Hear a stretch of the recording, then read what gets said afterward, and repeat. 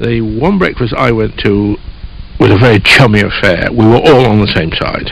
We were all European propagandists. We were all fighting the European cause, to the extent that some of the protagonists actually drew Ian Trethowne's attention to broadcasters who they thought had been anti-European and asked him to do something about it. And I was so shocked that I decided I couldn't go again. It sounds terribly prissy and I feel rather ashamed of being so biased, but it really did shock me at the time, and frankly, remembering it, it shocks me still. Was it just a coincidence that Jack DiManio ceased to present the Monday to Friday editions of the Today programme in the middle of 1971? Absolutely, says Marshall Stewart, who was in charge of the programme in the early 1970s. It had always been his intention to have the programme presented by a current affairs journalist, which DiManio was not. Meanwhile, Geoffrey Tucker and his allies were turning the tide of public opinion.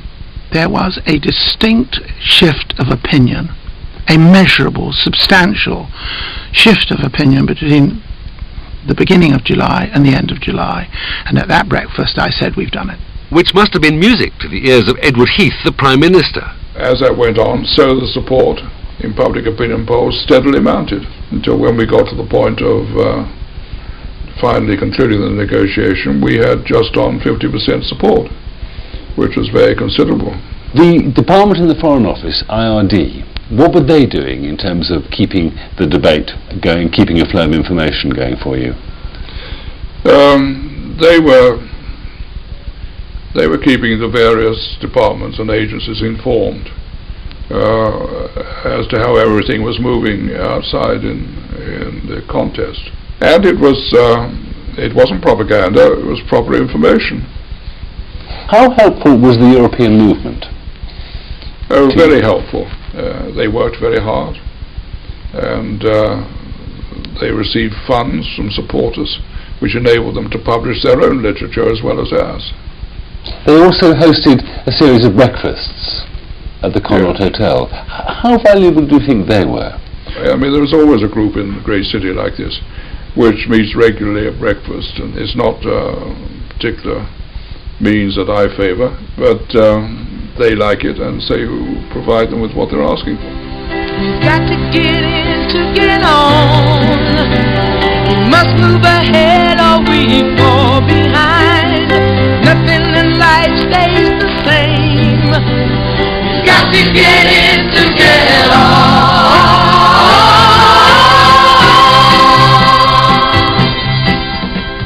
We issued a newspaper called the... You got a copy of that? That's right, I've got copies here, called the British European, edited by that famous cartoonist Philip Zick, and we distributed massive numbers of them freely. We used to have, for instance, in the summer, on the beaches, we had young women giving them away, and they used to wear T-shirts with the message, Europe or bust.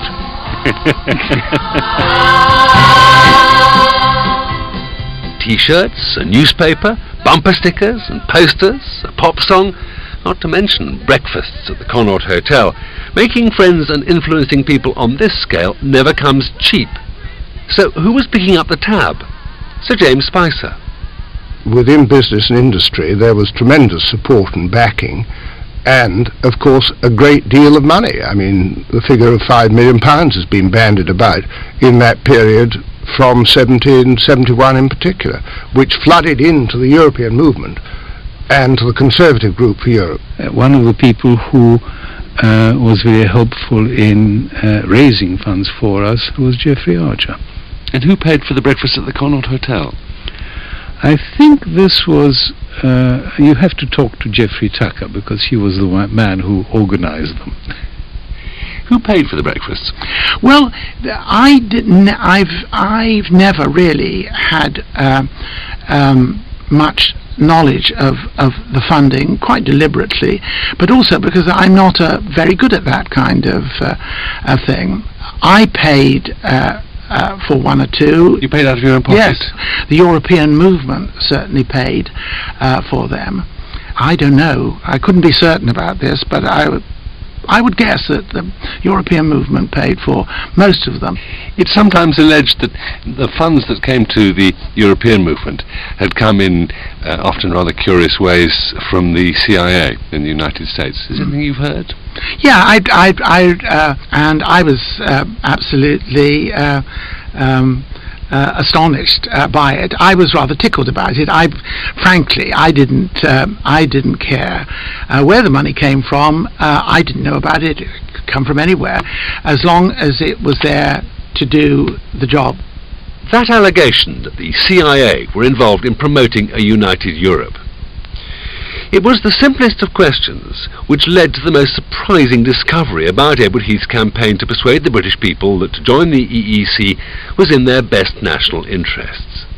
Who paid for the European movement? Who financed the publicity campaign? Dr. Richard Aldrich teaches in the Department of Politics at Nottingham University, where he edits the Journal of Intelligence and National Security.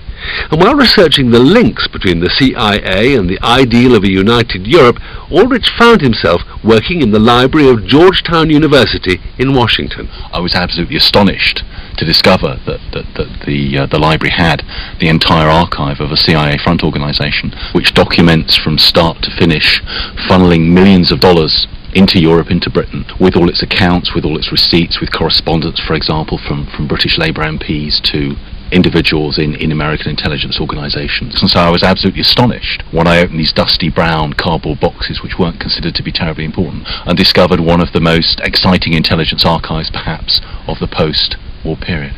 That begs a question. Why was Washington so interested in Western Europe? The United States had invested a great deal of money in European recovery, with the idea that only a recovered Western Europe would be able to resist Soviet encroachment. And the United States is keen to see a federalist Europe because it views Europe almost in its own image. The Americans continually talk about the United States of Europe. So if the CIA were bankrolling European Union, how come that no one noticed who was paying the piper? The whole accounting structure of the European movement was designed to hide the fact that CIA money was coming in, and the way this was done was to have a core budget that covered the fairly mundane activities of running the European movement's office, paying for the cleaners, paying for the typewriters. All this came out of money that was generated in Europe, and the CIA money was hidden by putting most of the operational costs of the European movement, for example the European Youth Campaign, into these special budgets which were not subject to the normal accounting procedures.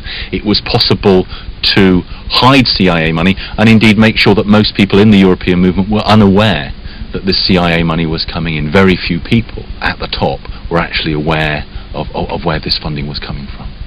Here is the result. I have got it, and 356 against 244. So the majority for joining the market in the House of Commons is 112. I'll repeat that result. Third time lucky, Britain was on course to full membership of the European Economic Union.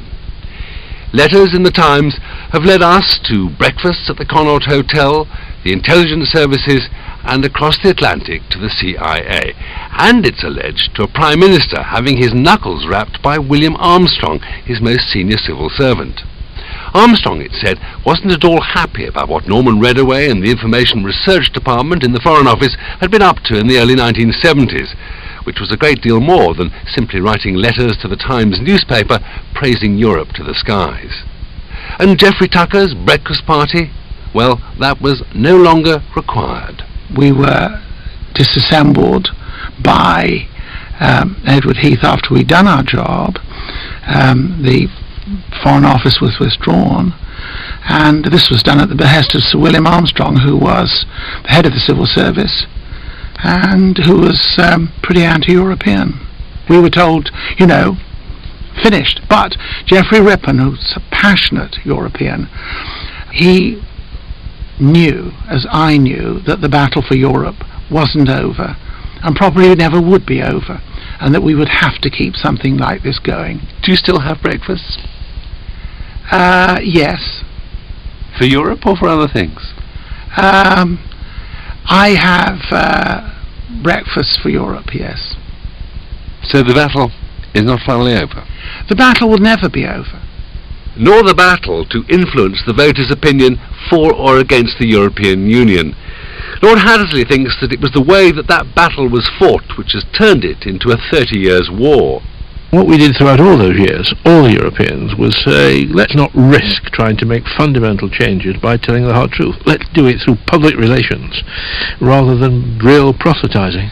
And IRD was always wanting to spin the arguments rather than expose the argument. And that clearly, in your view, was the wrong approach.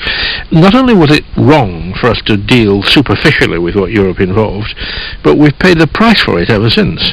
Because every time there's a crisis in Europe, people say, with some justification, well, we wouldn't have been part of this if we'd really known the implications. Joining the European community did involve significant loss of sovereignty. But by telling the British people that was not involved, I think the rest of the argument was prejudiced for the next 20, 30 years.